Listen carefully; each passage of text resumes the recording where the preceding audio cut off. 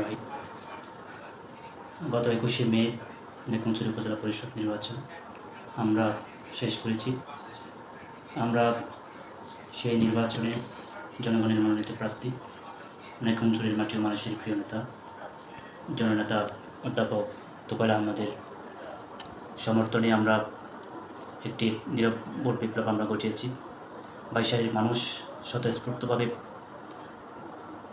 অনেক বাধা, অনেক হুমকি ধমকি, অনেক কালো টাকা, অনেক অবিচারকে তারা ডিঙিয়ে জননেতা তোফায়েল আহমেদের সমর্থনে আমরা দীর্ঘ ১ মাস ওনার জন্য পরিশ্রম করেছি। আমরা বিজয় হয়েছি। আমরা এই উপজেলা পরিষদ নির্বাচনে আমরা চেয়েছি একটি ভালো মানুষ, যাকে আমরা সবসময় পাবো, যিনি আমাদের গরিবের অবস্থা বুঝবে, বিগত দিনের ন্যায় সামনেও আমাদের বাইশালীর মানুষের সাথে থাকবেন, বাইশালীর মানুষের কষ্ট বুঝবেন। কারণ এই বাইশালী তথা নেত্রকোনা উপজেলার মানুষ অনেক বেশি উপকৃত, অনেক বেশি এই উপজেলা পরিষদের কোনো সেবা, উপজেলা পরিষদের কোনো সুবিধা পায়নি বলতে চলে। আমি বলবো, আমি ধন্যবাদ জানাবো বর্তমান সরকারের মাননীয় প্রধানমন্ত্রী জননেত্রী শেখ হাসিনাকে একটি সুন্দর সুস্থ ভোট উপহার দেওয়ার জন্য।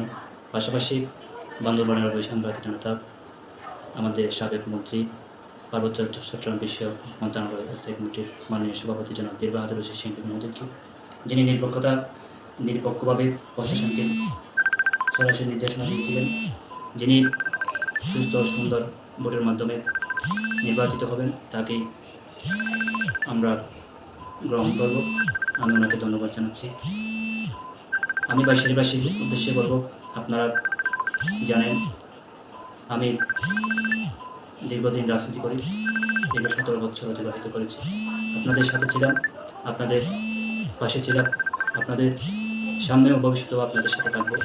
যে কোনো বিপদে, যে কোনো বাধায়, যে কোনো সময়ই আপনাদের সাথে থাকবো। আপনারা জানেন আমি সবসময় আপনাদের সাথে থাকি বলেই আপনাদের যে আপনাদের একটা আস্থা আমার প্রতি এসেছেন, এবং আমার সাথে জননেতা তোফায়েল আহমেদের জন্য আপনারা ঝাঁপিয়ে পড়েছিলেন।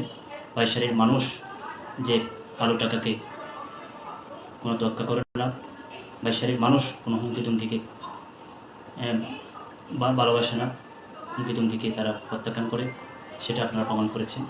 এখানে বাইশালীতে অনেক জনপ্রিয় একজন নেতা দাবি করেন, বাইশালীর মানুষকে কুকুরের সাথে তুলনা করেছেন। কত বড় ক্ষমতার অপব্যবহারকারী তিনি! বাইশালীর মানুষকে পদে পদে বাধাগ্রস্ত করেছেন। তোফায়েল আহমেদের জন্য প্রকাশ্যে মানুষকে ভোট খুঁজতে দেন নাই, তোফায়েল আহমেদের কথা বলতে দেন নাই, মিছিলে মানুষ আসার জন্য বাধাগ্রস্ত করেছেন, মিটিংয়ে মানুষ আসার জন্য বাধাগ্রস্ত করেছেন।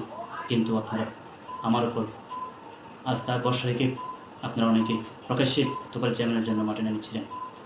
তোফায়েল চেয়ারম্যান উনি ভালো মানুষ বলেই মাননীয় প্রধানমন্ত্রী বলেছেন, যার যেদিকে ইচ্ছে, যাকে পছন্দ আপনারা আপনাদের পছন্দের প্রার্থীকে ভোট দেবেন। এখানে কোনো দলীয় প্রতীক নেই, কোনো বাধাগ্রস্ত করার সুযোগ নেই। আমিও সেই কথাকে সম্মতি জানিয়ে আমি তোফায়েল আহমেদের জন্য কাজ করেছি। উনি কাজের লোক, ওনাকে আপনারা সহযোগিতা করবেন।